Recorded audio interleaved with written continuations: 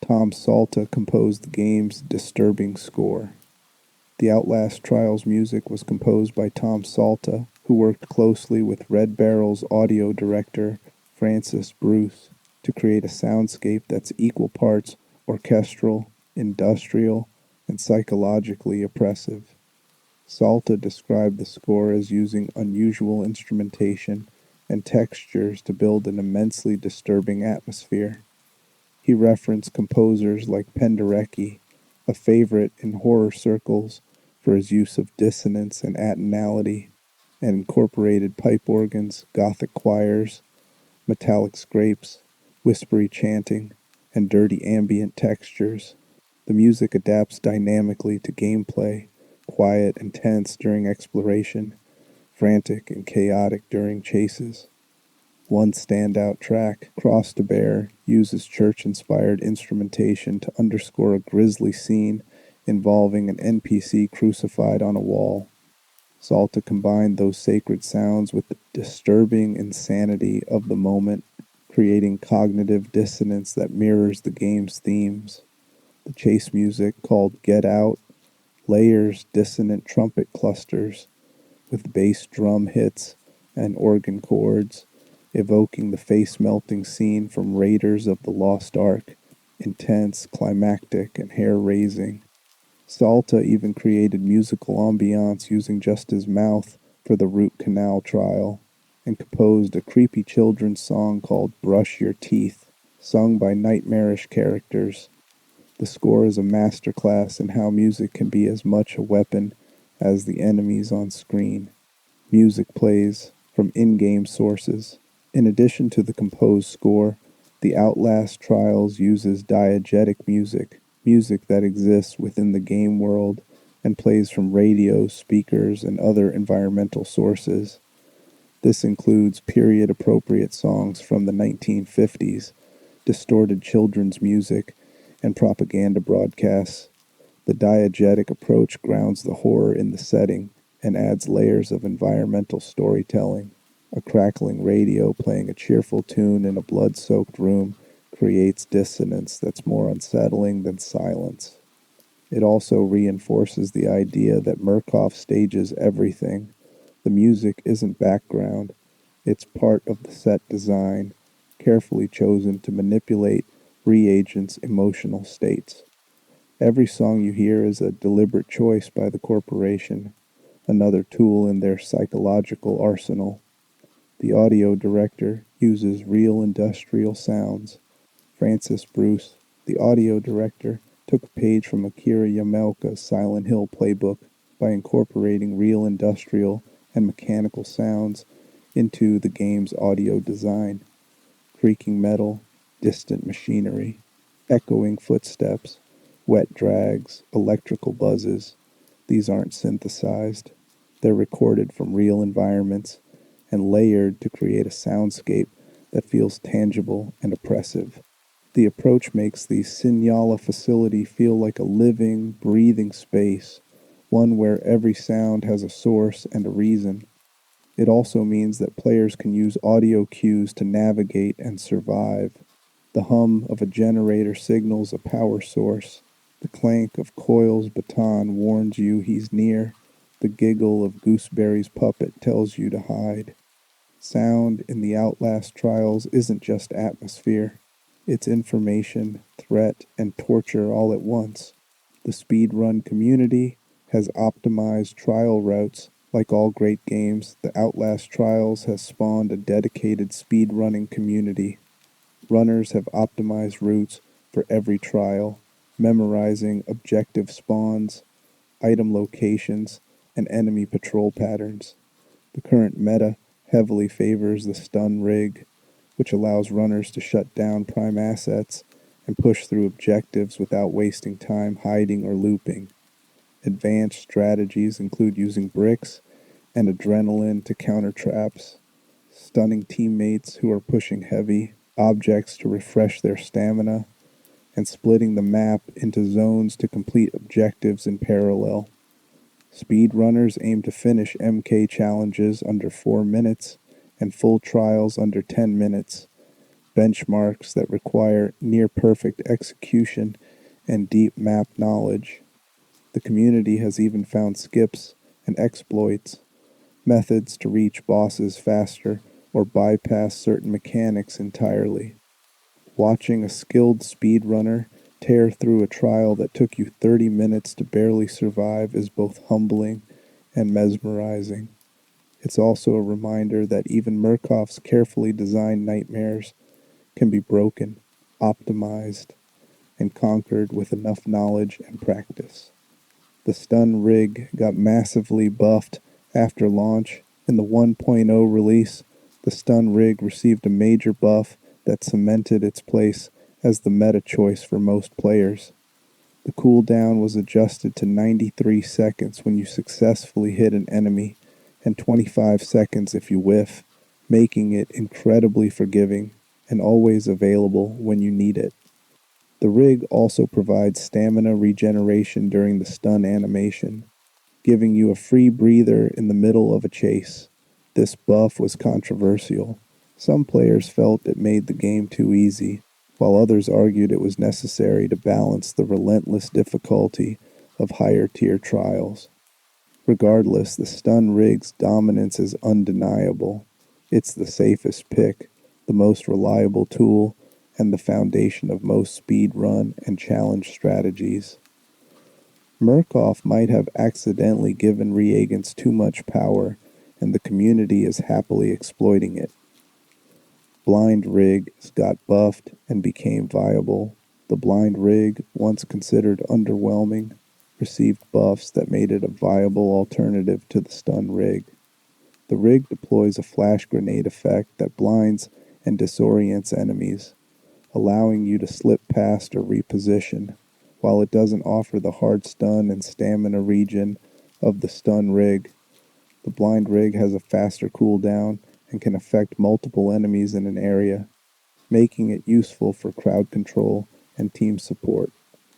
Players who prefer a more tactical, less direct approach have embraced the blind rig, especially in higher difficulties where enemy density increases. The buff is a good example of Red Barrels listening to community feedback and iterating on balance, making sure that multiple playstyles remain viable. Adrenaline spawns are memorized by veterans. Adrenaline shots are consumable items that grant a temporary speed boost and stamina regeneration, and their spawn locations are fixed on each map. Veteran players and speedrunners have memorized these spawns, building routes that guarantee they grab adrenaline at key moments, right before a boss fight, before a long sprint, or when escaping a chase. Adrenaline management becomes a mini-game within the larger trial, a resource to hoard and deploy at the perfect moment. The fact that spawns are consistent rewards map knowledge and punishes careless exploration. If you know where the adrenaline is, you have an edge. If you don't, you're scrambling. You can stun teammates pushing objects to refresh stamina. One of the most clever tricks in the speedrunning community is using the stun rig on teammates who are pushing heavy objects. When you stun an ally mid-push, their stamina bar refreshes, allowing them to keep pushing without stopping to rest. This turns a slow, stamina-gated mechanic into a fast, coordinated maneuver. It requires communication and timing, but in the hands of a coordinated team, it's devastating. The trick also speaks to the game's depth. Mechanics interact in unexpected ways, and players who experiment and collaborate discover strategies that developers might not have anticipated. Some trials have multiple enemy spawns in Program X. Program X is the highest difficulty tier available in the game, and it introduces multiple simultaneous enemy spawns, increased damage, and more aggressive AI. Certain trials in Program X feature waves of X pops combined with an active prime asset, creating scenarios where you're fighting off crowds while being hunted by a boss-level threat. Resource scarcity is heightened. and there's little room for error. Program X is designed for players who've mastered the game and want the ultimate challenge, a proving ground where only the best reagents survive. It's also thematically appropriate. Murkoff's final exams are supposed to break you. If you could survive Program X, you've earned your graduation or your enslavement. You can hear Gooseberry's puppet Futterman talking. One of the creepiest audio details in the game is that you can hear Futterman, Mother Gooseberry's puppet, talking independently of Phyllis. His voice is harsh, authoritative, and condescending, often giving orders or berating her. The puppet represents her dead father, and his voice is the programming or trauma response that keeps her obedient to Murkoff. Hearing Futterman whisper threats or instructions while Gooseberry stalks the halls adds a layer of psychological horror. She's not alone in her head, and neither are you. The puppet's voice is a constant reminder that everyone at Sinyala is being controlled by something: trauma, drugs, authority, or all three. Coil's electric prod makes a distinct buzzing sound. Leland Coil's cattle prod emits a constant, low buzzing sound that you can hear from a distance. Experienced players use this audio cue to track his position and avoid him without ever seeing him. The buzz becomes a source of dread. You hear it echoing through the halls, and you know he's close, hunting, methodical. The sound design makes Coil feel omnipresent, even when he's not on screen. It's a brilliant use of audio to create tension without relying on jump scares or visual reveals. Franco Barbie's reload animation leaves him vulnerable. Franco Barbie's Lupara has a long reload animation, and during that window, he's vulnerable. Skilled players bait him into firing both barrels, then rush past him while he's reloading. This adds a risk-reward dynamic to Franco encounters. If you can predict his shots and time your movement, you can exploit his weakness.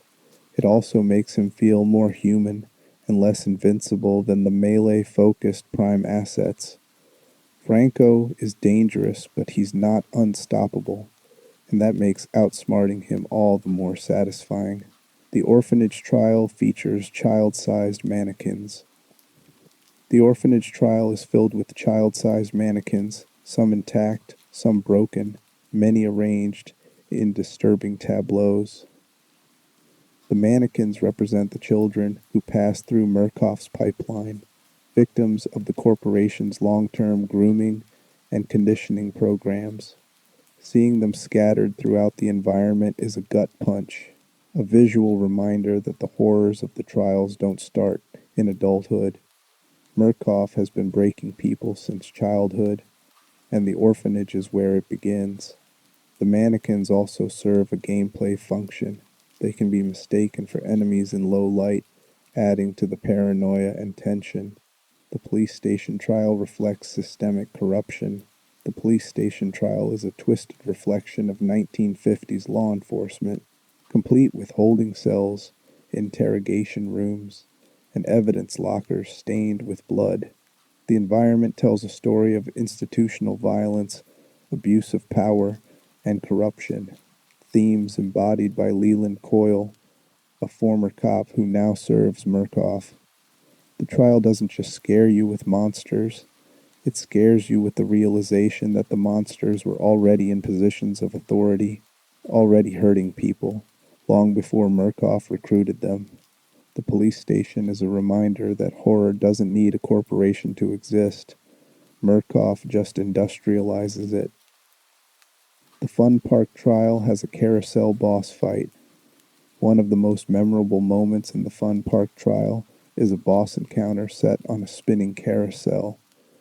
The arena rotates while you're being hunted, adding a layer of spatial disorientation to an already chaotic fight. You have to complete objectives while dodging attacks, managing stamina, and accounting for the moving environment. The carousel fight is peak Outlast Trials. It takes a symbol of childhood joy and twists it into a nightmare, using movement and sound to keep you off balance.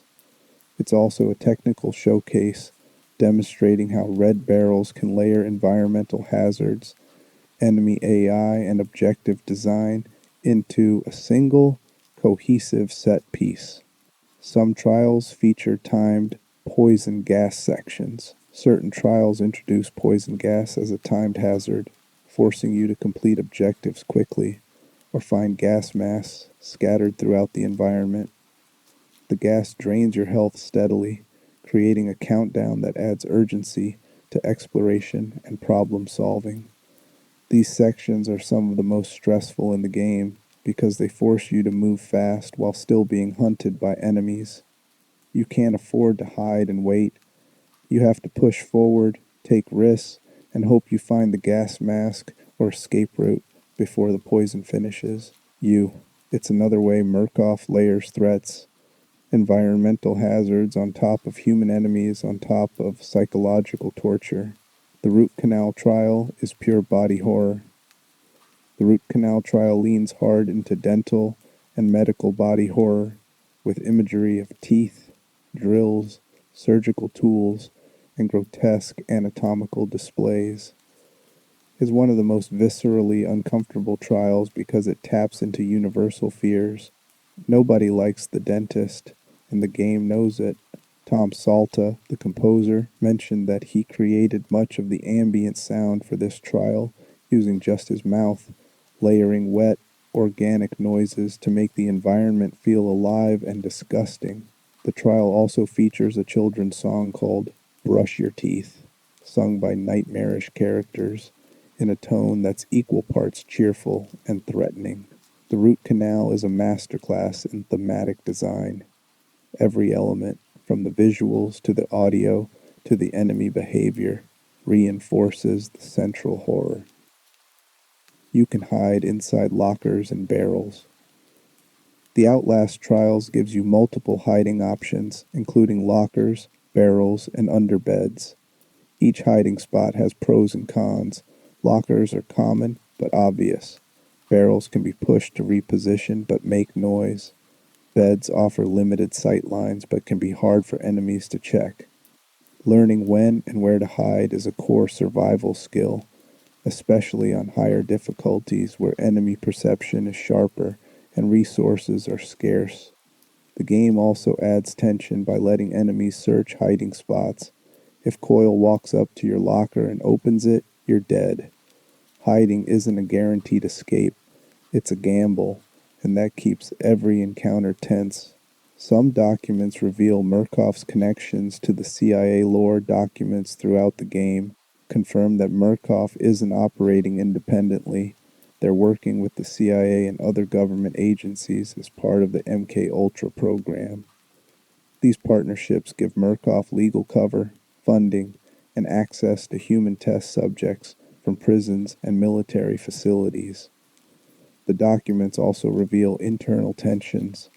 Some CIA handlers express concern about Murkoff's methods, while others are perfectly fine looking the other way as long as results are delivered.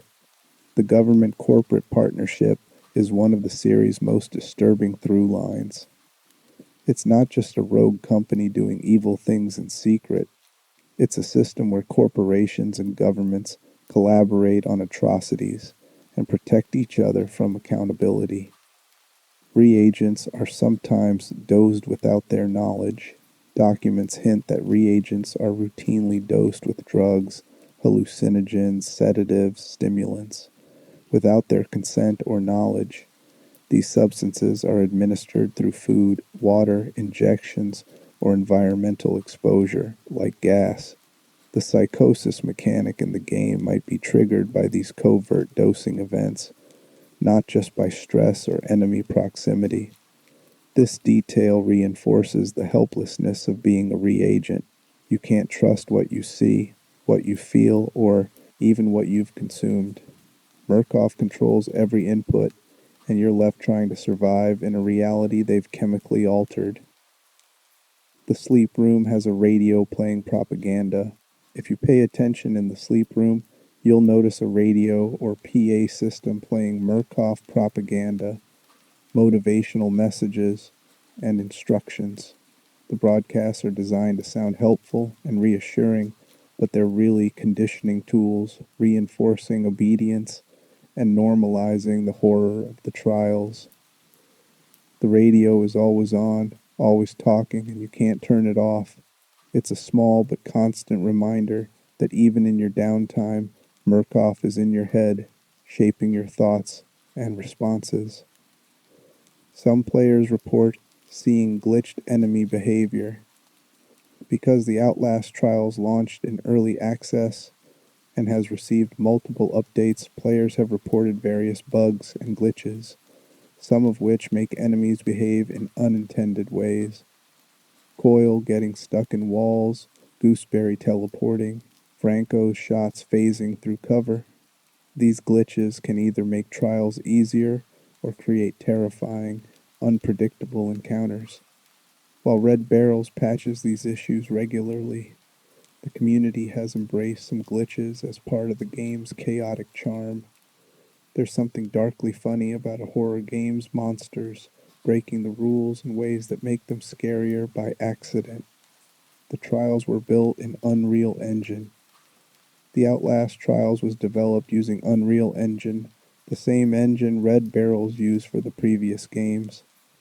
Unreal's lighting and material systems are perfect for horror, allowing the developers to create environments that are both realistic and nightmarish. The engine's flexibility also enabled Red Barrels to build complex, multi-stage trials with dynamic events and scalable difficulty. For fans and aspiring developers, the choice of Unreal is significant. It's a proven horror engine used by everything from Amnesia to Resident Evil remakes, and it shows that great horror doesn't require proprietary tech, just smart design and artistic vision. Red Barrels is an independent studio based in Montreal. Red Barrels, the studio behind the Outlast Trials, is an independent developer based in Montreal, Canada. The team is small, made up of veterans from AEOA studios like Ubisoft and EA who left to make the games they wanted to make. Their independence shows in their willingness to take risks, push boundaries, and ignore market trends in favor of creating unique, uncompromising horror experiences. The fact that a small indie team has built one of the most successful horror franchises of the last decade is a testament to their vision, talent, and commitment to the genre. The game supports cross-play across platforms. The Outlast Trials features cross-play, allowing players on PC, PlayStation, and Xbox to team up and run trials together. This decision was crucial for maintaining a healthy player base and ensuring that friends could play together regardless of platform. Cross-play also play reflects Red Barrel's player-first philosophy. They want the game to be accessible and social, not fragmented by platform wars. It's a small but important feature that makes the multiplayer experience smoother and more inclusive. The game launched in early access before full release. The Outlast Trials launched in early access on Steam in May 2023, giving players a chance to experience the core gameplay while Red Barrels continued to develop and polish the game. The early access period lasted over a year, during which the studio added new trials, prime assets, cosmetics, game modes, and balance changes based on community feedback. The full 1.0 release came in 2024, bringing the game to consoles and marking the end of early access. This approach allowed Red Barrels to iterate with player input, building a stronger final product than they could have achieved in isolation. It also kept the community engaged and invested, turning players into collaborators in the game's development. The series has sold millions of copies worldwide. The Outlast franchise, including the original game, Whistleblower DLC, Outlast 2, and the Outlast Trials, has sold millions of copies worldwide and become one of the most recognizable names in indie horror. The success is even more impressive given that Red Barrels is a small, independent studio competing against AAA franchises. The series' impact extends beyond sales. It's influenced horror game design, popularized the found footage camera mechanic, and proven that players crave horror experiences that don't pull punches. The Outlast Trials continues that legacy, showing that even in a crowded market, smart design and fearless storytelling can find an audience. Red Barrels has teased future content and updates.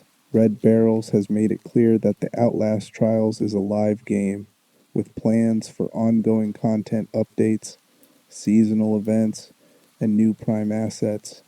The studio listens to community feedback and uses it to guide development priorities. Fans are already speculating about which Prime assets might arrive next.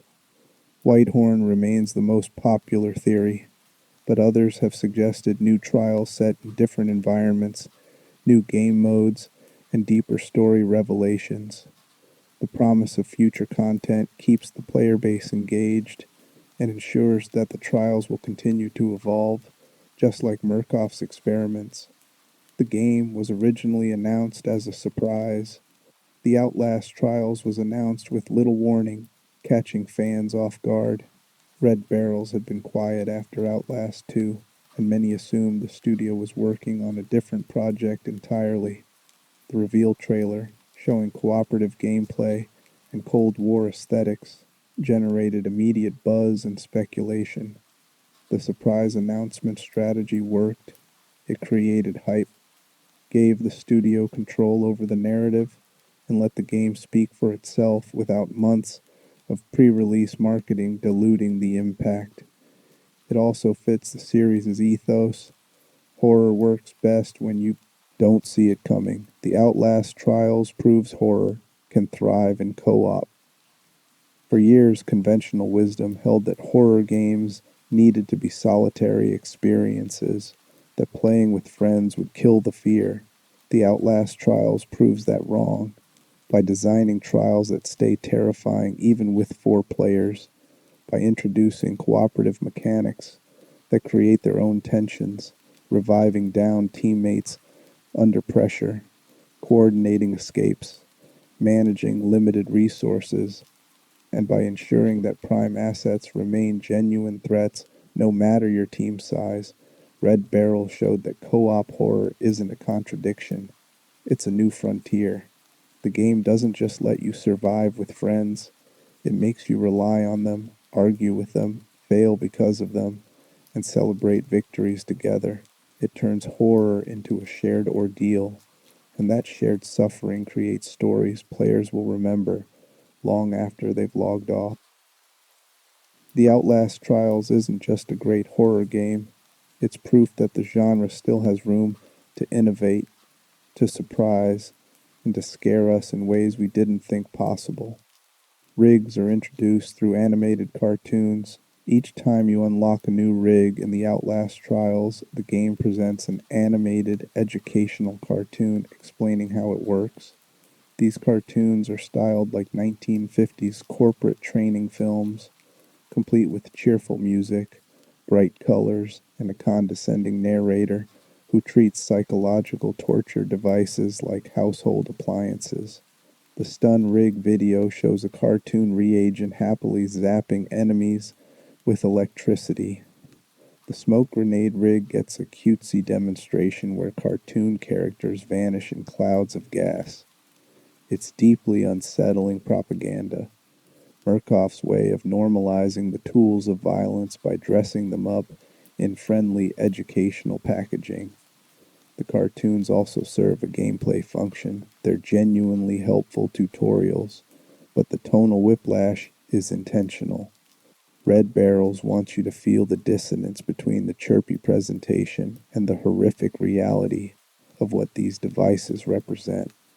You're being trained, conditioned, made complicit in the system one cheerful animation at a time. The stun rig is universally considered the best among the player base. The stun rig is widely regarded as the strongest and most versatile option for most situations. It allows you to temporarily incapacitate a prime asset, giving you time to escape, revive teammates, or complete objectives. The stun also regenerates your stamina while active, effectively giving you a free breather in the middle of a chase. Speed runners almost exclusively use the stun rig because it offers the most reliable get-out-of-jail-free card, while other rigs like the smoke grenade, heal, and X-ray have situational utility. None match the raw power and consistency of being able to shut down an enemy on demand. The community joke is that Murkoff accidentally gave reagents something too useful, a tool that undermines the careful balance of terror the corporation worked so hard to maintain. The jammer rig offers unlimited resources if used correctly. The jammer rig, introduced in a post-launch update, has a unique ability. It can remotely interact with the dispensers and environmental objects, essentially giving you unlimited batteries, healing items, and rig charges without having to physically approach them. In the right hands, this makes resource management trivial. Skilled players use the jammer to stay stocked even during the most punishing trials, turning scarcity into abundance. The rig also disables traps at range and can trigger electronic door locks, adding a layer of puzzle-solving utility. On higher difficulties and in escalation therapy mode, the jammer's ability to keep your team supplied can be the difference between success and total collapse. It's not flashy like the stun rig, but in terms of long-term sustainability, the jammer is unmatched. The X-ray rig permanently charges your night vision. The X-ray rig's primary function is to highlight enemies, items, and interactables through walls, giving you situational awareness that borders on cheating. But it has a hidden passive benefit. When equipped and active, it essentially gives you permanent night vision. Because the cooldown is so short and the duration so long, you can keep the X-ray running almost constantly, which means you never need to worry about battery management for your night vision goggles. This makes dark trial sections trivial and allows you to spot threats and loot from absurd distances. The X-ray rig is less popular than the stun, but in the hands of a player who knows the maps and wants to optimize routing, it's an intelligence-gathering powerhouse. The barricade rig slows you down, too. The barricade rig lets you deploy a temporary barrier that blocks enemy movement, buying you time during chases or objective holds. The problem? It also slows you down while you're deploying it. This makes it situationally useful, but difficult to justify over the stun rig, which offers immediate results without the setup cost. The barricade shines in very specific scenarios, locking down a room while your team completes a timed puzzle, blocking narrow hallways, or coordinating with teammates to trap a prime asset. But in solo play or during chaotic moments, the delay and self-imposed movement penalty often outweigh the benefits.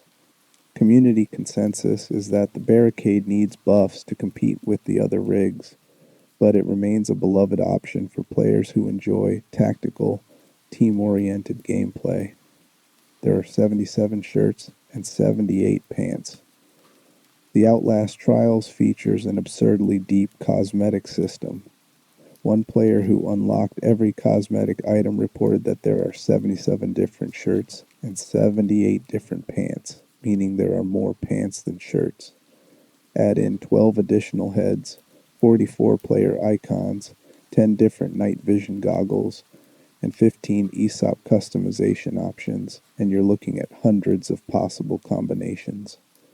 The cosmetics are unlocked randomly through trial completions, with rarity tiers ranging from common to legendary. Some items are locked behind rebirth milestones, prestiging your reagent and starting over at level 1. The depth of customization is both a blessing and a curse. It gives long-term players something to chase, but the randomness means you might grind for dozens of hours and never get the specific pants or shirt you want. The system is pure Murkoff logic. Even rewards are a gamble. You get rebirth trophies at milestones.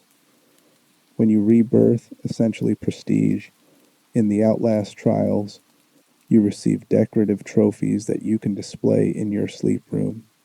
Players confirmed receiving trophies at the 1st, 5th, and 10th rebirth, with speculation that the next milestone is at 25.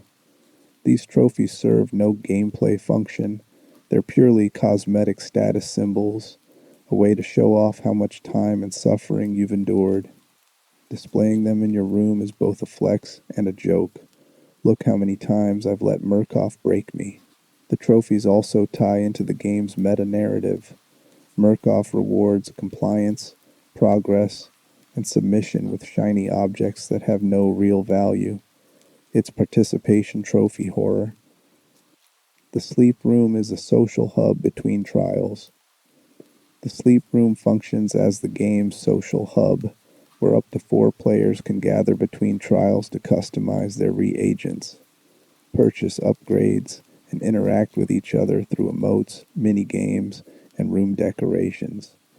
You can arm wrestle, play chess, take the Stroop test, or just sit and wait while your teammates finish browsing the cosmetic menu.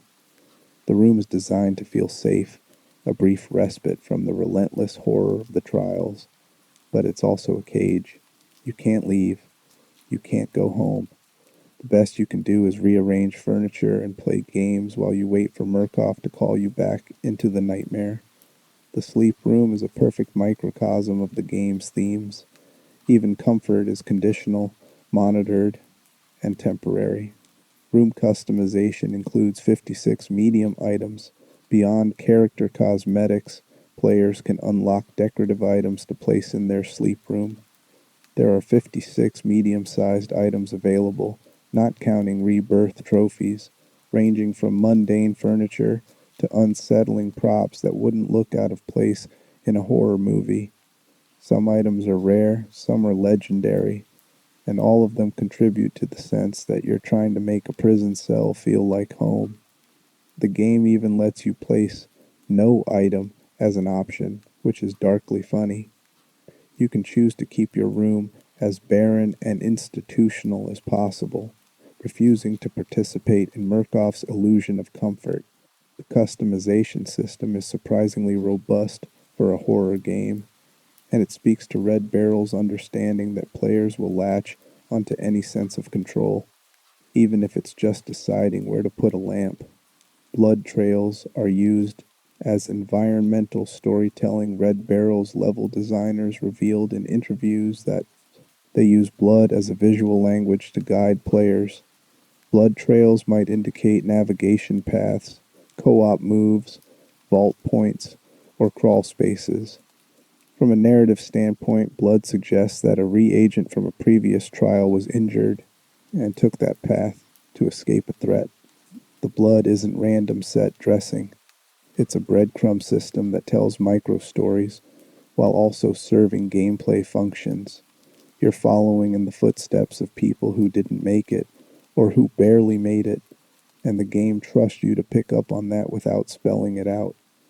It's environmental storytelling at its most efficient, functional, atmospheric, and narratively rich all at once. Burn marks and shotgun holes hint at prime asset behavior. Environmental clues scattered throughout the trial maps telegraph what kind of horror you're about to face. Burn marks on mannequins' private parts suggest a prime asset with sadistic, sexual violence in their background. Shotgun holes in corpses signal that Franco Barbie has been active in the area. These details serve double duty. They build atmosphere and prep you for the encounter ahead. Observant players learn to read the environment, picking up on Murkoff's staging and the prime asset's signatures. It's a design choice that rewards attention and makes repeat playthroughs richer, because you start to notice the subtle foreshadowing you missed the first time you sprinted through in a panic. The maps begin. with authentic floor plans. According to the game's narrative designer, many trial maps start with authentic floor plans from real buildings of the 1950s and 60s. Red Barrels uses these blueprints as a foundation, grounding the environments in historical reality before layering in horror and Murkoff's industrial staging. This commitment to authenticity is why the spaces feel navigable and believable even when they're filled with monsters and blood. The architecture follows real logic. Hallways connect the way they should. Rooms have the right proportions. Doors are where you'd expect them. Then the game warps that familiarity into nightmare by adding the towering metal beams, industrial catwalks, and observation points that remind you this is all a constructed experiment inside a hangar. The maps are real and fake at the same time, and that tension is what makes them so unsettling. The trials are staged inside a massive hangar. One of the game's most disturbing reveals is that the trial environments, the police station, the orphanage, the fun park, aren't real locations. They're elaborate sets built inside a massive experimental hangar, stage managed by Murkoff scientists and guards who observe from catwalks and control booths. You'll catch glimpses of this staging if you look up: industrial beams, corrugated metal ceilings, surveillance equipment. The game subtly reminds you that you're not in a town or a building. You're in a lab, and the town is a prop. This framing device is genius because it recontextualizes every scare. The environments aren't haunted, they're designed to break you. The prime assets aren't loose, they're deployed. Every trial is theater, and you're the unwilling actor Murkoff is testing to see how well you perform under pressure. Guards and scientists watch you from observation points. As you move through the trials, you'll occasionally spot Murkoff personnel watching from elevated positions, guards with clipboards, scientists taking notes, figures standing behind glass. They never intervene, they just observe. This design choice is deeply unsettling because it reinforces your helplessness. You're not alone, but the people who could help you won't. They're here to document, to measure, to collect data. Your suffering is their job. Some players report feeling more watched by these silent observers than by the prime assets actively hunting them, because the observers represent the cold, institutional cruelty that makes the whole nightmare possible. The prime assets are symptoms. The watchers are the disease. The Fun Park trial references Disneyland's behavioral architecture.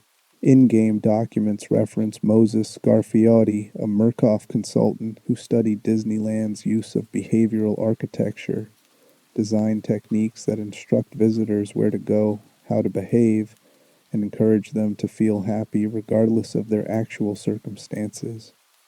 Murkoff applies this research to the Fun Park trial, using color, layout, signage, and spatial design to manipulate reagents' emotions and movement. The amusement park aesthetic isn't random. It's weaponized nostalgia and manufactured joy twisted into a nightmare.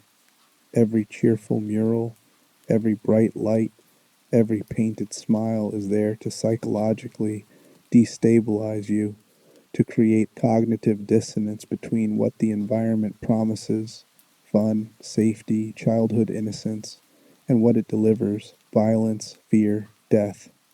The fun park is Disneyland, run by people who understand that controlling how you feel is the first step to controlling what you do.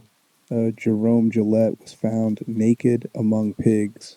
One of the background case files mentions Jerome Gillette, a man who was found naked, confused, and disoriented among pigs on a farm. He claimed he'd been at a fireworks show and was offered a piece of gum by a woman in white. Then he lost time and woke up in the mud. The public demanded retribution, and Gillette was taken somewhere secret, almost certainly to Murkoff.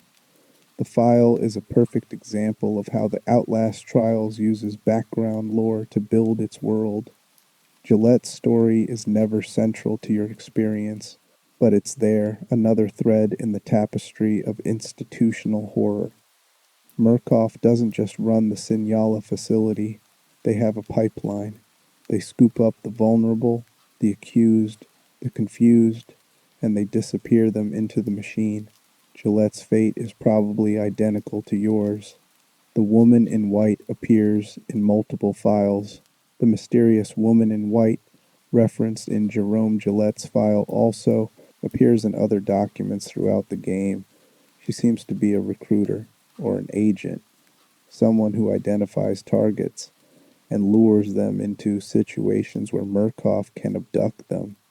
Some players speculate she's connected to the variants or prime assets, possibly a human trafficker working for the corporation. Others think she might be a recurring hallucination or symbol, a manifestation of the trauma that precedes capture.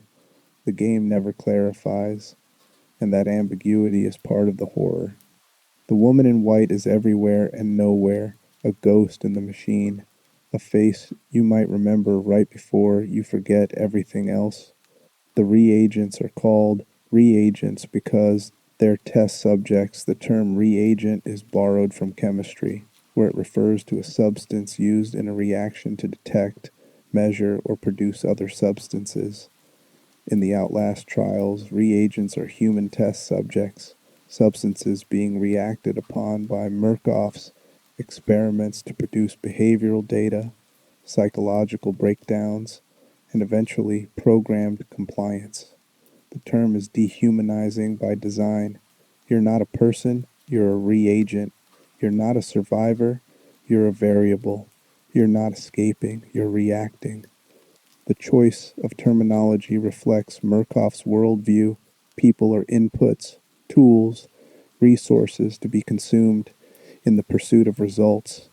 The game makes you live inside that language, and over time, it starts to feel normal. That's the conditioning at work.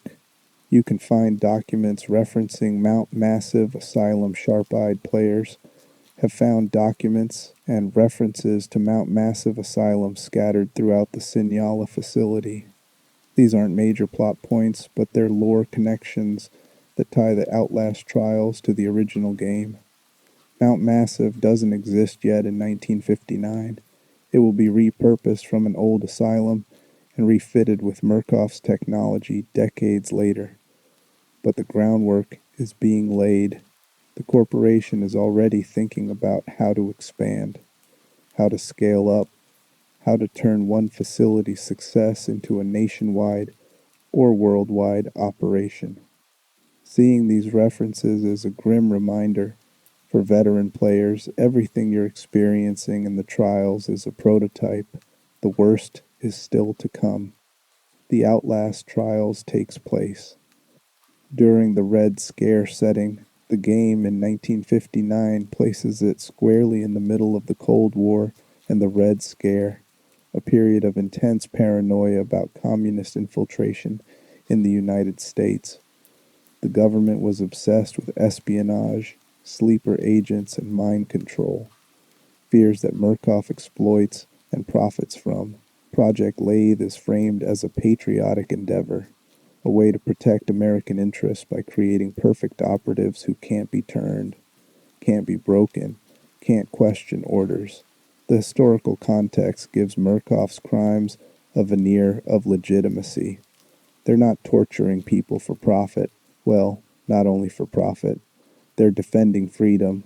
It's a lie, but it's a lie that works, and the game shows how easily institutions wrap atrocity in the flag and call it necessary. Murkoff operated in the Havasupai region for decades. The choice to set the Sinyala facility in the Havasupai region of Arizona ties directly to Outlast 2, which takes place in the same area decades later. This isn't coincidence, it's strategy. Murkoff has been operating in this region for at least 50 years, possibly longer, exploiting the remoteness and the lack of oversight. The land itself becomes a character in the series, a cursed geography where corporate evil has taken root and spread like rot. The fact that Murkoff chose indigenous land for its experiments adds a layer of colonial violence to the narrative. It's not just about individuals being broken, it's about landscapes being violated, communities being ignored, and history being buried under corporate secrecy. Some cosmetics were leaked before release. Players data mining the game files discovered cosmetic items that hadn't been officially released yet, leading to leaks and speculation about future content.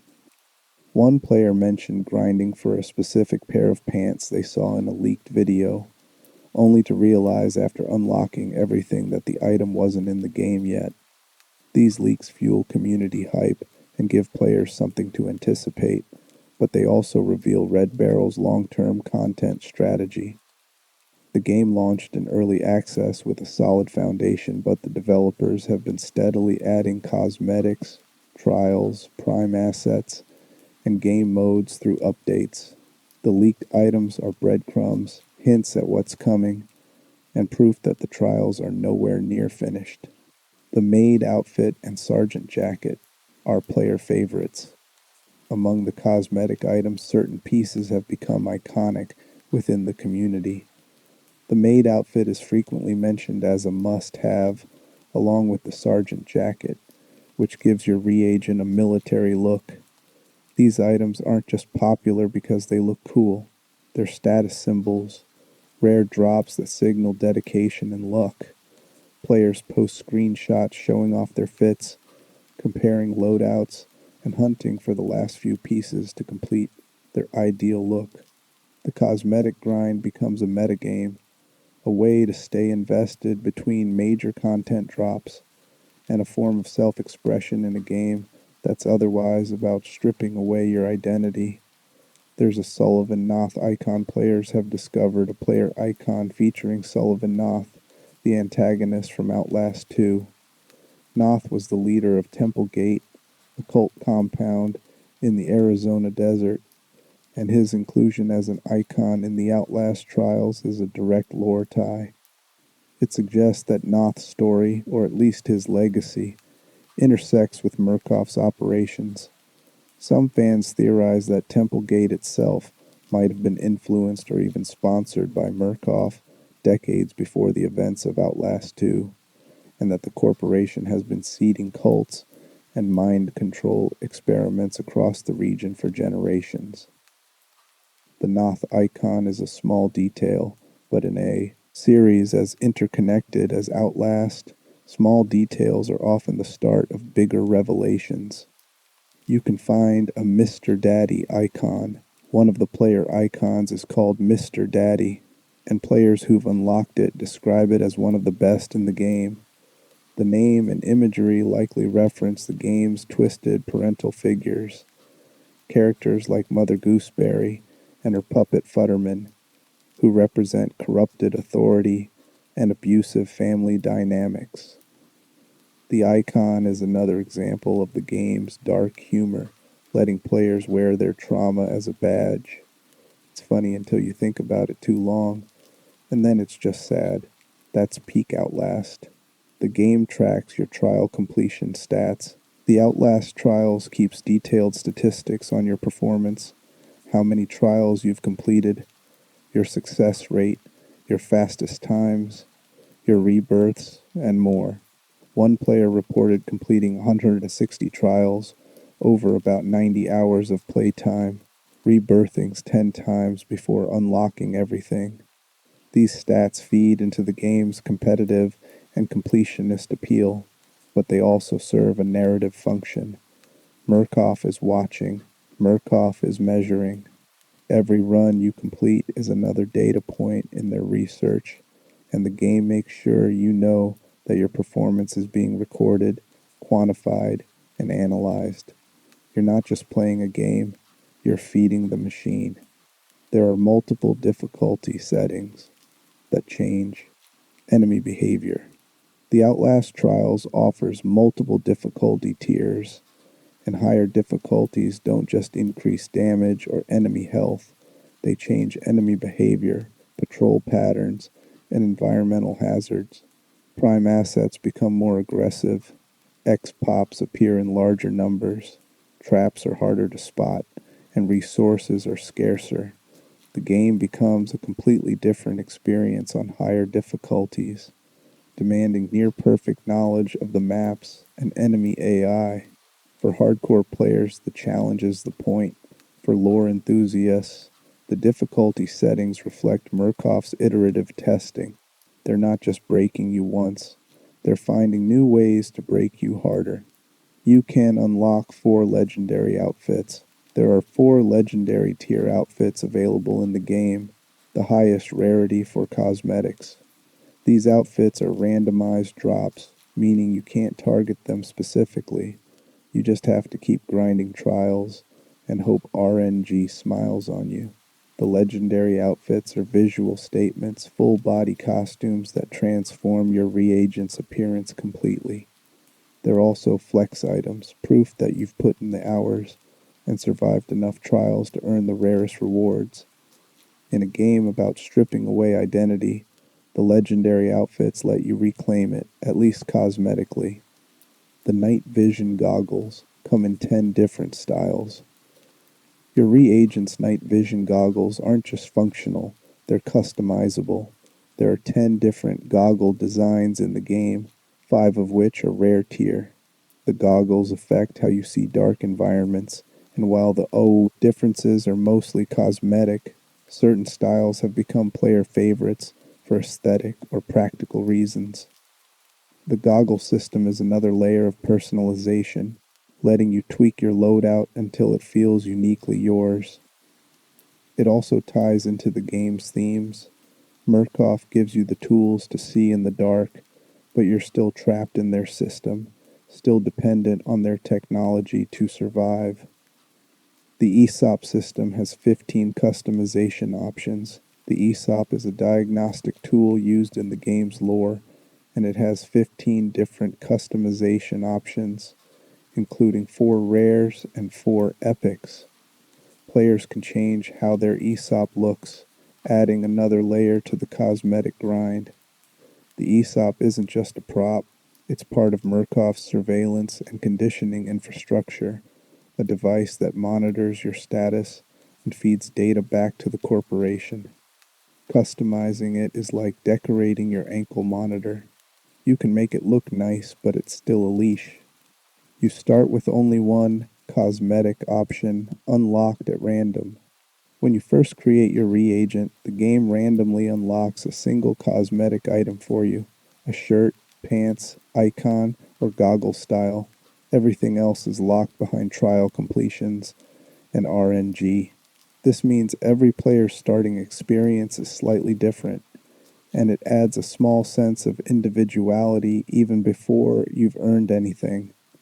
It's also Murkoff's version of a welcome gift. Here's one piece of customization. Now get back to work.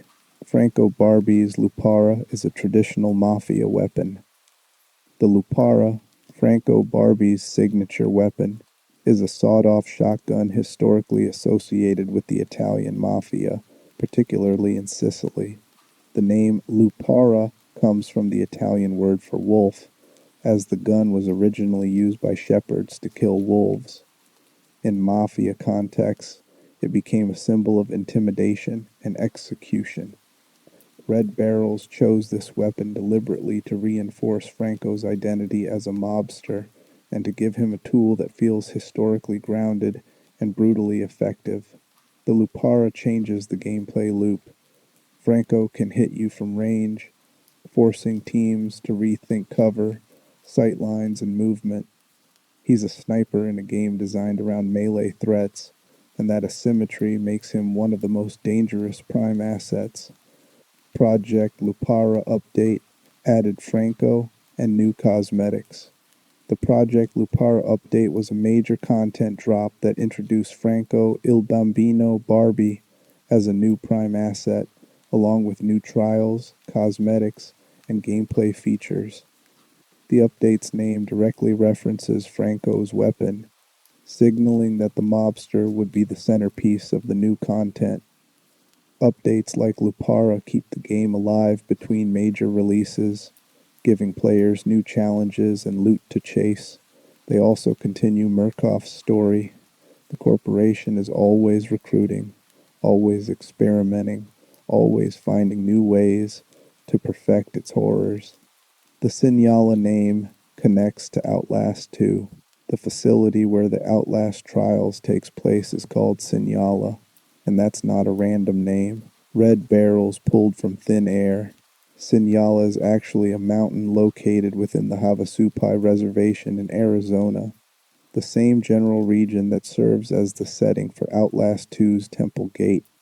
This geographical Easter egg suggests that Murkoff has been operating in this area for decades, long before the events at Mount Massive Asylum. The choice of location isn't just about continuity, it's thematic. The Havasupai lands carry deep cultural and spiritual significance, and placing a facility dedicated to psychological torture and brainwashing experiments on indigenous land adds another layer of colonial horror to Murkoff's crimes.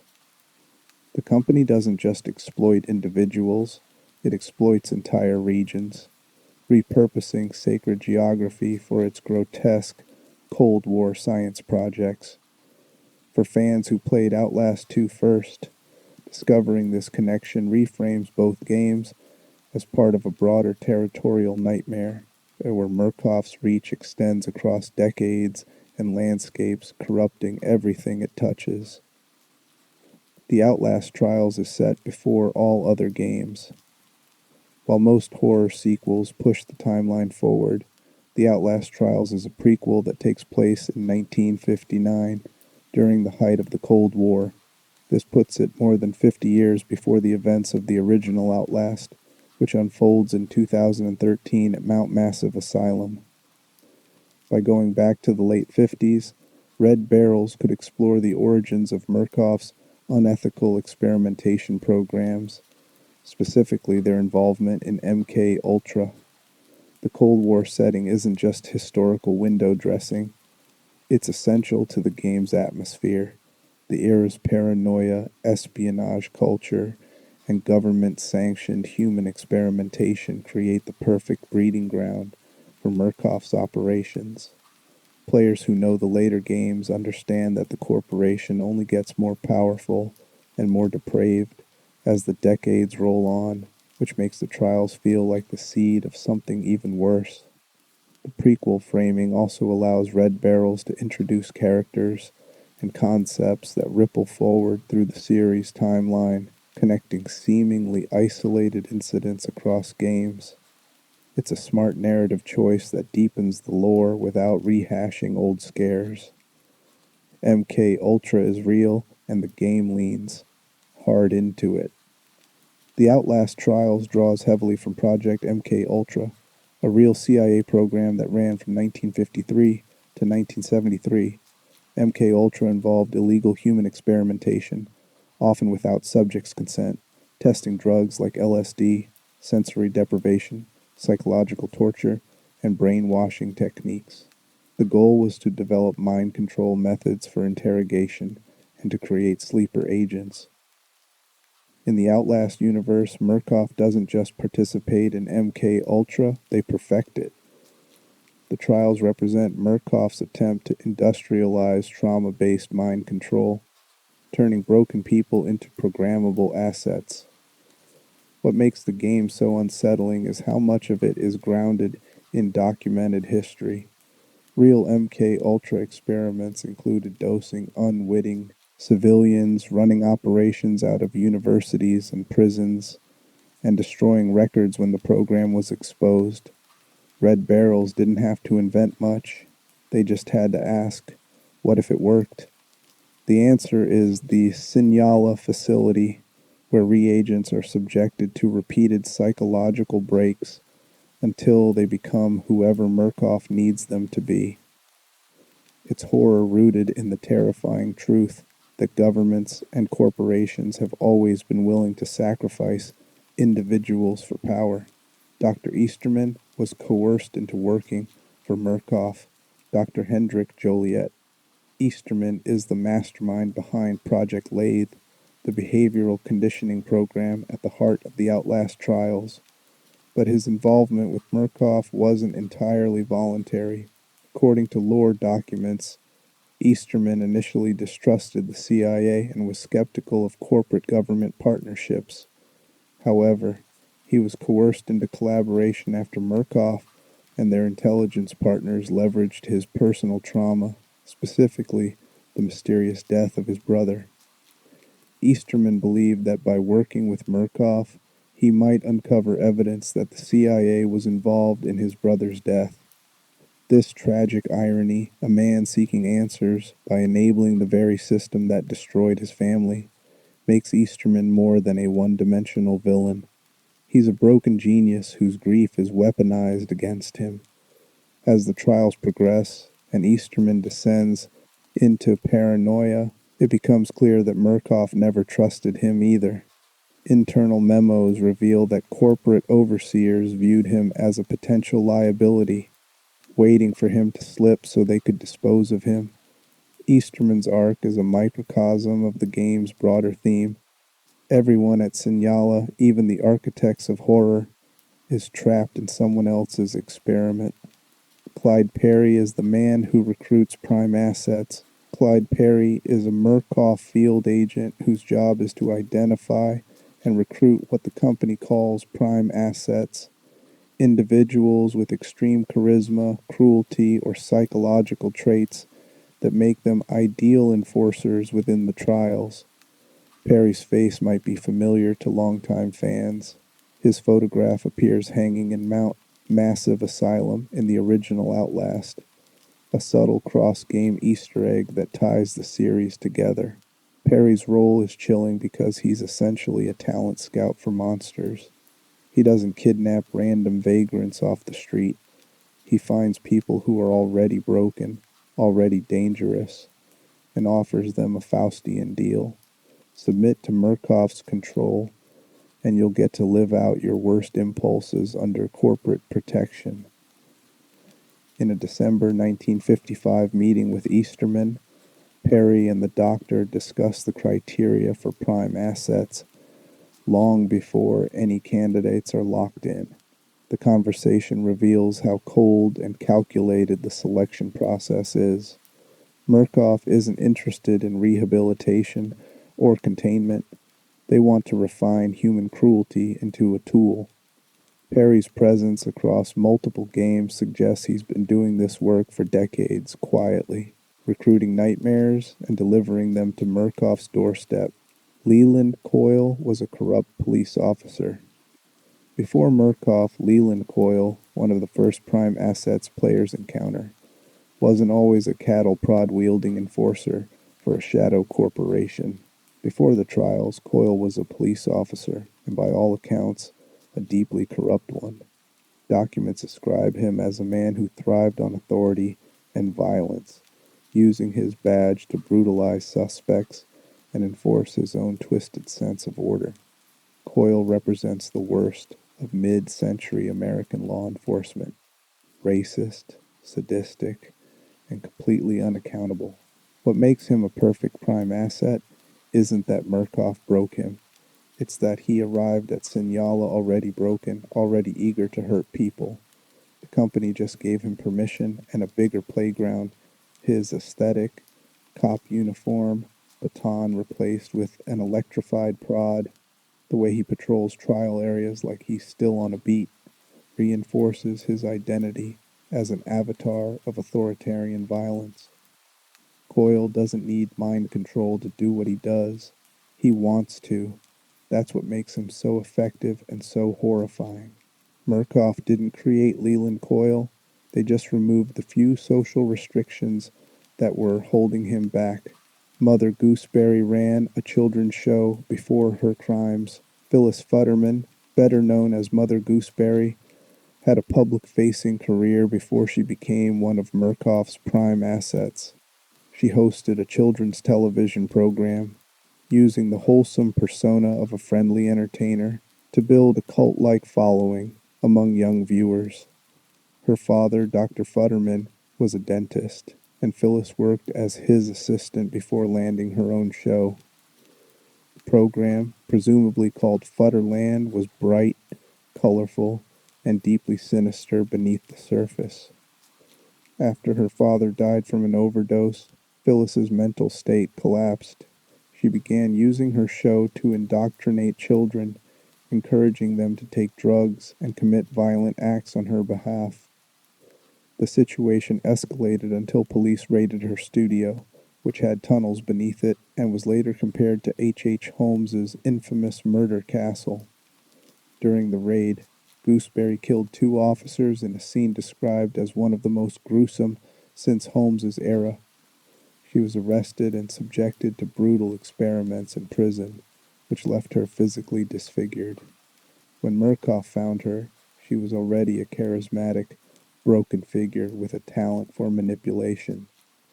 The puppet on her arm, also named Futterman, represents her dead father, giving voice to the twisted authority that still controls her.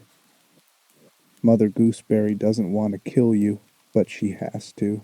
One of the most tragic details about Mother Gooseberry is that she's not a willing participant in Murkoff's experiments, at least not entirely.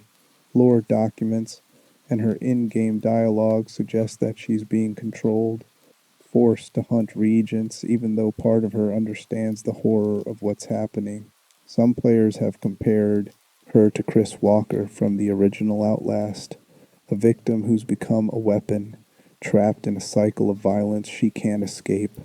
Gooseberry's lines during chases often sound desperate, manic, almost pleading, as if she's trying to fulfill Murkoff's demands, while her own mind fractures further. The puppet Futterman speaks in a harsh, authoritative voice, possibly representing the programming or trauma response that keeps her compliant. Killing reagents isn't about sadism for Gooseberry, it's about survival. She knows what happens to assets who don't perform. In this reading, every brutal encounter with her is a tragedy. You're running from someone who's just as trapped as you are, only her cage has teeth, and she's been given no choice but to bite. Franco Il Bambino Barbie is a mobster with a shotgun. Franco Barbie, introduced in the Project Lupara update, is the first prime asset with true range capabilities. Nicknamed Il Bambino, the baby, Franco is a violent mobster armed with a Lupara, a sawed-off shotgun traditionally associated with Italian organized crime. His backstory paints him as a whining, bloodthirsty enforcer who craves validation and power. Unlike Coyle's cold authoritarianism or Gooseberry's tragic mania, Franco's horror is petulant and personal. He's a bully with a gun, and Murkoff gave him an entire facility to terrorize. The Lupara changes gameplay significantly.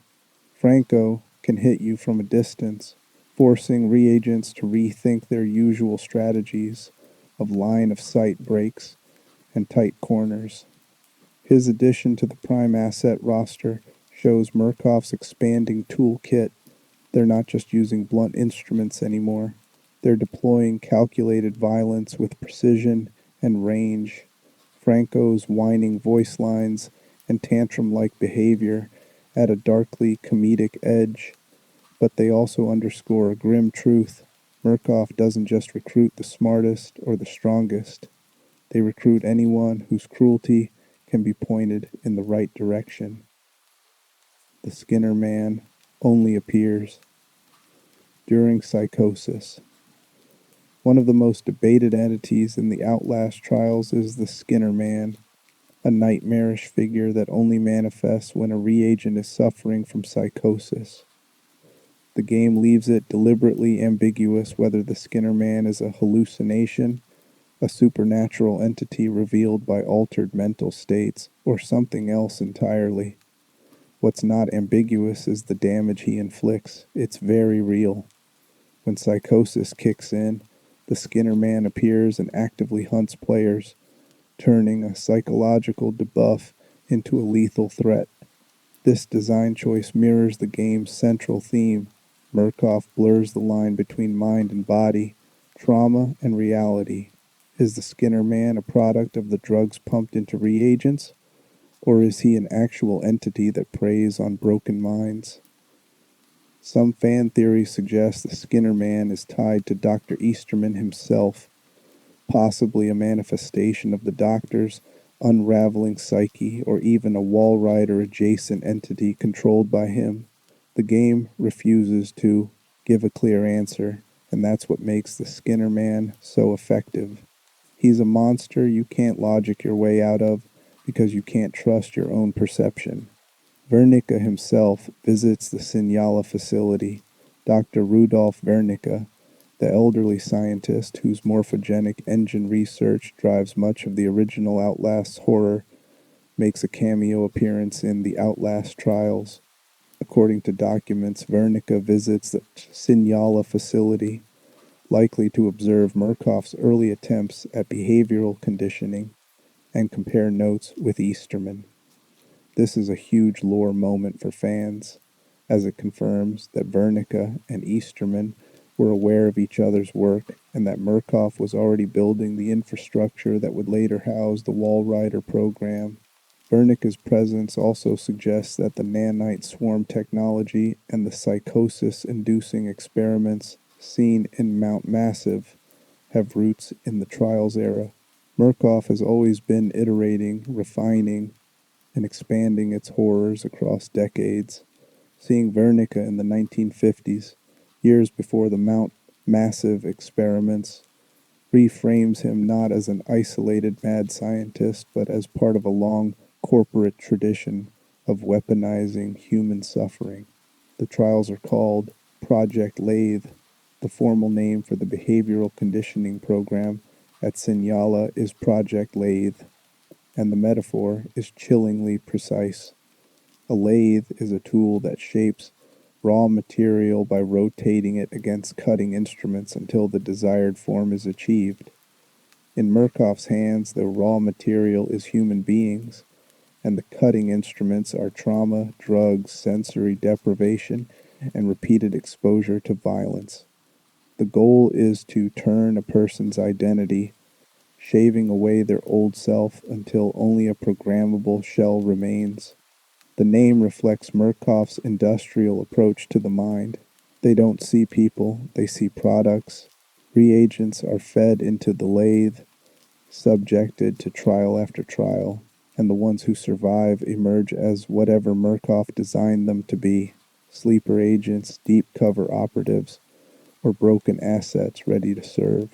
The lathe metaphor also speaks to the repetitive, mechanical nature of the trials. You run the same maps, face the same enemies, endure the same scares, over and over until the experience grinds you down. The game's structure mirrors its fiction. X-pops are failed reagents turned into enemies. The humanoid enemies you encounter throughout the trials, shuffling, hostile figures in patient garb, are called X-pops, short for experimental population. These aren't random NPCs. They're former reagents who failed the program. Some died and were reanimated or repurposed in some way. Others broke so completely that Murkoff decided they were more useful as obstacles than as assets. The X-Pops represent your possible future. If you fail enough trials, if the conditioning doesn't take, if you're not useful enough, you'll end up like them, wandering the halls, attacking other reagents, serving Murkoff in death the way you couldn't in life. This design choice turns every enemy encounter into a mirror. You're not fighting monsters. You're fighting people who were in your exact position days, weeks, or months ago. The X-Pops also serve a narrative function.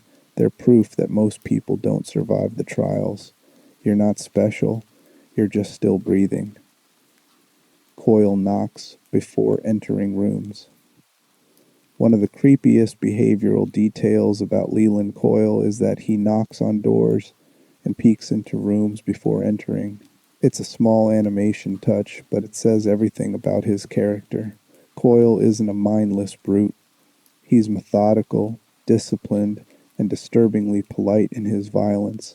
The knock is a mockery of procedure, a callback to his days as a cop who probably knocked before kicking doors down and brutalizing suspects. It's also a psychological weapon. The sound of Neen's knuckles rapping on wood gives you just enough warning to panic, to scramble for a hiding spot, to feel hope.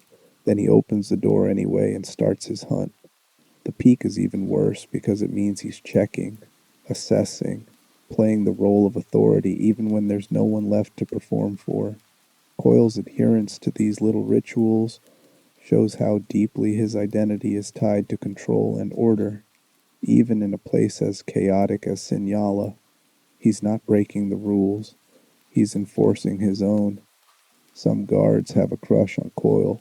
Scattered throughout the game's dialogue and documents are hints that some of the Murkoff security guards stationed at Sinyala have a crush on Leland Coyle. It's a darkly comedic detail that adds texture to the facility's social dynamics. Coyle, despite, or perhaps because of, his sadism and authority, has admirers among the staff. This isn't romance, it's the twisted attraction that forms in environments where violence and power are normalized. The guards see Coyle as effective, as someone who gets results, and in Murkoff's world, that's enough to inspire a kind of grim respect or even desire. The detail also humanizes the guards in an uncomfortable way. They're not faceless enforcers. They have opinions, preferences, and emotions, even if those emotions are directed at a man who electrocutes people for corporate profit. It's a reminder that everyone at Sinyala, from the reagents to the staff, is complicit in or warped by the system. You can find human hearts in cooking pots. In certain trial areas, particularly the fun park kitchen, players discover human hearts floating in cooking pots. These aren't random pickups, they're part of specific objectives where you must collect hearts and throw them at carnival game targets to earn tickets. The hearts first appear in the fun park trial, and the mechanic is as disturbing as it sounds. You fish organs out of boiling pots, carry them through the facility while being hunted, and hurl them at moving targets like you're playing skee-ball with human tissue. The game forces you to drop useful items like batteries or med kits to make room in your limited inventory for these organs, creating a grotesque resource management choice. What's most unsettling is how mundane the interaction feels. The hearts bob in the pots like apples. You grab them with a simple button press, and the game treats them like any other throwable object. There's no cutscene, no dramatic reveal, just utilitarian horror. In Sinyala, human tissue is litter, bodies are props, and suffering is set dressing. The cooking pots raise questions the game never answers. Whose hearts are these? How many failed reagents does it take to fill a kitchen? Dead reagents can accidentally be electrocuted. On some maps, you'll find the bodies of dead reagents lying on the ground, often clutching batteries or other items. If you loot a battery from one of these corpses, there's a chance you'll accidentally electrocute them, causing their body to spasm and jolt. It's a tiny, horrifying interaction that most players only see once by mistake. The detail suggests that these reagents might not be fully dead. Maybe they're in some kind of suspended state, or maybe Murkoff's experiments have left them in a liminal space between life and death. Either way, it's a brutal reminder that nothing in Signal is clean or simple. Even looting the dead comes with a cost, a jolt of guilt and revulsion that the game doesn't let you shake off. Your reagent's clothing shows damage and blood. If your reagent takes enough damage and drops to 1 health bar, their character model visually changes. Clothing becomes blood-soaked, tears appear, and they leave bloody footprints and puddles on the floor as they move. It's a dynamic visual system that reinforces the stakes of survival. You're not just watching a health bar tick down, you're watching your character physically deteriorate in real time. The blood trails you leave also serve a gameplay function. They make you easier to track, adding tension to chases and forcing you to think about how visible you are. But more than that, the system is thematic. In the Outlast trials, trauma is visible, suffering is worn on the body. You can't hide how broken you are because the game makes sure everyone can see it. Whitehorn is referenced but not, yet, a prime asset. Whitehorn is a name that appears frequently in documents and environmental storytelling, often associated with fear and violence. There's even a children's drawing in the orphanage trial titled Angry Man that depicts Whitehorn.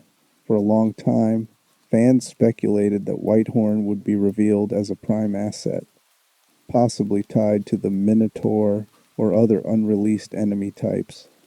As of now, Whitehorn hasn't appeared as a playable antagonist, but the repeated references suggest he's a figure of significance within Signala's history. He might be a past experiment, a failed prime asset, or someone still waiting in the wings for a future update. The mystery surrounding Whitehorn is part of the game's environmental lore strategy. Not everything is explained, and not every name gets a face. Some horrors are left to the imagination, which makes them more effective. The master key and secret rooms exist in every trial. In a behind-the-scenes video, Red Barrels revealed that every trial contains a secret room accessible by finding and pressing hidden Murkoff buttons on the walls. These buttons unlock nearby doors that lead to rooms stocked with valuable items, large batteries, large medical supplies, and other high-tier loot. The master key, found in specific locations, can also grant access to these areas. The secret rooms are easy to miss if you're sprinting through trials, but they reward exploration and map knowledge. They also serve a lore function. These are rooms Murkoff doesn't want reagents to find, spaces where resources are stockpiled away from the intended path. Finding them feels like a small rebellion, a way to cheat the system even as it grinds you down. For players who know where to look, the secret rooms become part of the metagame, a hidden layer of strategy beneath the surface-level horror. Bricks and bottles can destroy traps, while players use bricks and bottles to distract enemies or trigger environmental hazards from a safe distance. What's less obvious is that these throwable items can also destroy certain traps, like the bear traps and tripwires scattered across trial maps. Throwing a brick at a trap disarms it, clearing a path without risking your own health. It's a small mechanic, but it rewards experimentation and creative problem solving. The Outlast Trials is often framed as a pure stealth and run game, but details like this show that Red Barrels built in more interactivity than players give them credit for. You're not completely helpless. You just have to pay attention and use the environment smartly. Adrenaline counters, trapped doors. When you trigger a door trap, usually a shock or stun that locks you in place for a few seconds, having an adrenaline shot active can counter the effect, letting you push through without the full penalty. It's a niche interaction that speedrunners and veteran players use to maintain momentum during high-intensity chases, but casual players often miss it entirely. The mechanic ties into the game's broader design philosophy. Everything in your toolkit has multiple uses, and mastering those uses is the difference between surviving and dying. Adrenaline isn't just for outrunning enemies, it's for breaking the rules Murkoff set up to slow you down. Closing doors behind you can save your life. The Outlast Trials gives players the ability to close doors behind them as they flee, and while it seems like a small feature, it can be the difference between life and death. Closed doors force pursuing prime assets to stop, open the door, and then continue the chase, giving you precious seconds to break line of sight or reach a hiding spot. Coyle, Mother Gooseberry, and Franco all have to interact with doors. They don't phase through them. This makes doorway management a core part of high-level play. Knowing which doors to close, when to close them, and how to route through multi-door areas turns chase sequences into a rhythm game of sorts. You're not just running, you're building obstacles. Stunning enemies with doors is possible. If you time it right, you can open or close a door directly into an enemy's path, causing them to stagger or briefly pause. It's a niche trick that requires good timing and spatial awareness, but it's another example of the game's environmental interactivity. Players who master door stuns can create tiny windows of safety during chases, buying time to heal, hide, or reposition. The mechanic also feeds into the game's power fantasy inversion. You're never truly in control, but you can still fight back in small, desperate ways. Bricks and bottles instantly remove the jump scare lady. One of the most annoying hazards in the trials is the sudden jump scare from a screaming woman who lunges at you, temporarily disorienting your vision and leaving you vulnerable. What many players don't know is that throwing a brick or bottle at her the moment she appears will instantly cancel the jump scare, letting you keep moving without the vision impairment. It's a high-risk, high-reward move. You have to be holding a throwable and react fast, but it turns a guaranteed nuisance into an optional challenge. Discovering this interaction for the first time feels like cracking a secret code. Another small way to reclaim agency in a game designed to strip it away. The Stroop Test mini-game was added in Project Lupara. In the Project Lupara update, Red Barrels added the Stroop Test as a mini-game available in the Sleep Room, the social hub where reagents can interact between trials. The Stroop Test is a real psychological challenge where you're shown color words like red or blue printed in mismatched ink colors, and you have to quickly identify the ink color rather than reading the word. It's simple in concept, but becomes mind-bending at speed, especially when the game starts layering in pressure and time limits. The addition of the Stroop Test is a darkly comic nod to Murkoff's ongoing psychological conditioning. Even downtime is a test. It also serves as a fun distraction for players waiting for their team to ready up, adding a layer of interactivity to the sleep room that goes beyond cosmetics and emotes. Escalation therapy is an endless mode with randomized trials. Escalation therapy is a game mode introduced to give hardcore players a never-ending challenge. It chains together randomized trials with randomized modifiers and difficulty spikes, forcing reagents to survive as long as possible with limited resources. Each wave ramps up the threat level, and the mode includes a roguelike style upgrade system where you start with nothing and earn temporary perks and gear as you progress. The mode is brutal, designed for players who've mastered the base trials and want to push their limits. It's also thematically perfect. Murkoff doesn't stop. The experiments don't end.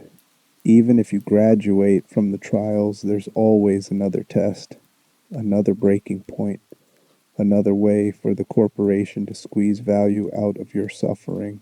The sleep room lets you arm wrestle and play chess between trials. The sleep room offers non-horror activities like arm wrestling and chess, giving players a chance to socialize and decompress. These mini-games feel surreal in context. You just survived a psychotic mobster with a shotgun, and now you're playing chess with fellow reagents while Easterman's voice echoes over the intercom. The dissonance is intentional. Murkoff presents these distractions as rewards, as proof that the reagents are being treated well, but they're really just another layer of control. The games keep you calm, keep you compliant, and remind you that your life is divided into two states: active suffering during trials and passive waiting in between. Neither state is freedom. Franco Barbie was teased as Il Bambino before his release. Before the Project Lupara update officially launched, Red Barrels teased Franco Barbie through cryptic social media posts and in-game hints that referenced Il Bambino. Fans speculated wildly about who or what this new threat would be, with theories ranging from a child-themed enemy to a mafia enforcer. When Franco finally arrived, players discovered he was both a grown man with the emotional maturity of a violent child, armed with a lupara and an inflated sense of entitlement. The tease campaign built hype effectively, and Franco's reveal lived up to the dread. He's loud, he's dangerous, and he fundamentally changes how you approach certain trials. The police station trial includes the human heart throwable. The police station trial is one of the locations where you can find the infamous human heart item. It's located in the infirmary, sitting on a tray or counter like a forgotten piece of evidence. The placement ties into the trial's themes of corrupt authority and institutional violence. This is a place where bodies are processed, where violence is bureaucratized, and where human remains become paperwork. Finding the heart there isn't shocking in the traditional sense. It's shocking because it's treated with such mundane indifference. The game doesn't linger on it. There's no cutscene, no dramatic sting. It's just another item in a room full of horrors.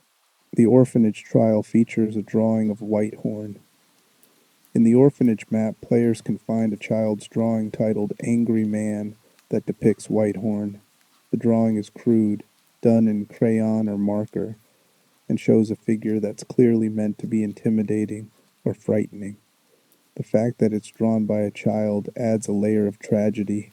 These kids were exposed to Whitehorn, whoever or whatever he is, and their response was to draw him, art as processing, art as warning.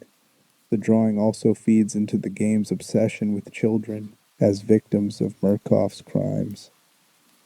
The orphanage isn't just a set piece, it's a reminder that the trial's pipeline starts young, that the corporation has been grooming and breaking people since childhood.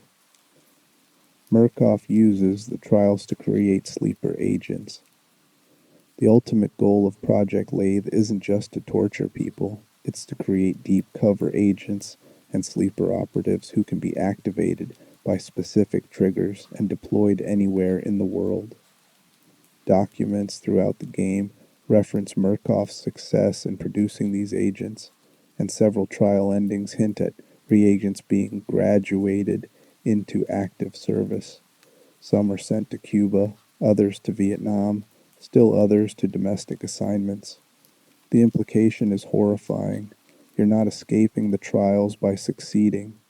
You're qualifying for a lifetime of servitude, your mind so thoroughly rewritten that you'll carry out Murkoff's orders without question. The game's structure reinforces this.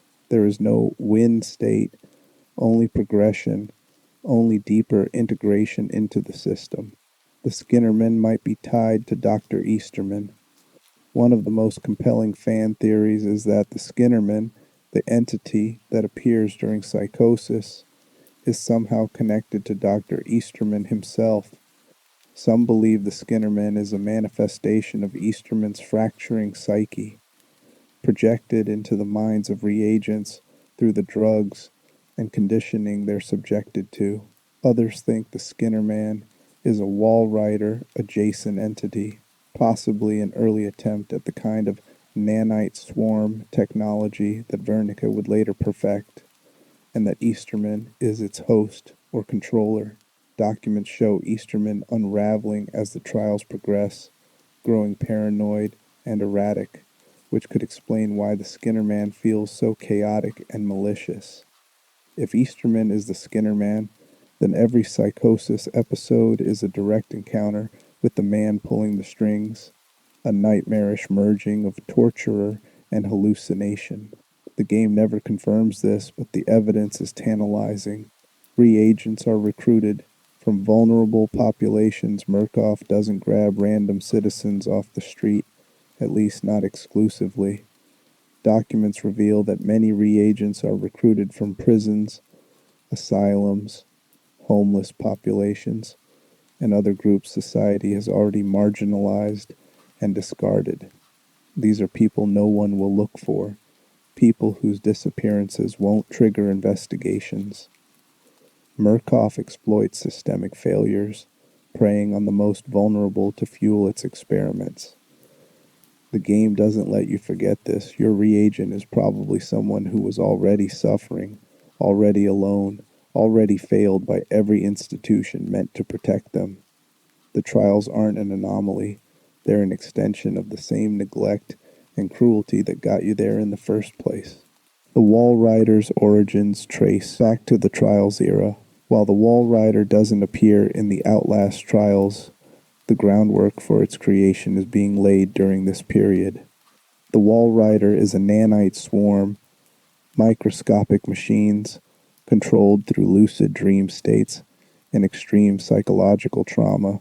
In the original Outlast, Dr. Wernicke's morphogenic engine forces subjects into dream states where they can manipulate these nanites, eventually creating a sentient, nearly invisible entity of immense power.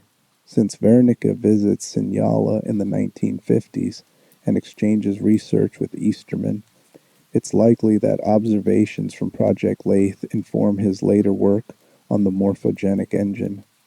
The trials are testing how far the human mind can be pushed before it breaks. The morphogenic engine weaponizes that breaking point. The nanite technology itself might not exist yet in 1959, but the psychological conditioning protocols, the trauma-based control systems, are being perfected right now in the trials you're running. Every reagent who survives is one more data point in a research program that will eventually birth the Wall Rider 50 years later. The Skinner Man might be an early Wall Rider prototype. Fan theory suggests that the Skinner Man could be Murkoff's first attempt at creating a Wall Rider-like entity. He only appears during psychosis, which mirrors the lucid dream states required to manifest the Wall Rider. He's nearly invisible until he's right on top of you, just like the Wall Rider, and he causes real physical harm despite seeming like a hallucination. What if the Skinner Man is a failed or incomplete nanite swarm, something Easterman and Wernicke cooked up during their collaboration but couldn't fully control? The fact that he seems tied to Easterman's mental state, appearing more frequently as the Doctor unravels, supports the idea that he's a psychic projection or a nanite cluster keyed to Easterman's consciousness. If this theory is correct, then the Skinner Man is the missing link between the behavioral conditioning of the trials and the full weaponized horror of the Wall Rider. He's proof that Murkoff was already thinking about main-controlled swarms in the 50s. They just needed a few more decades to get it right.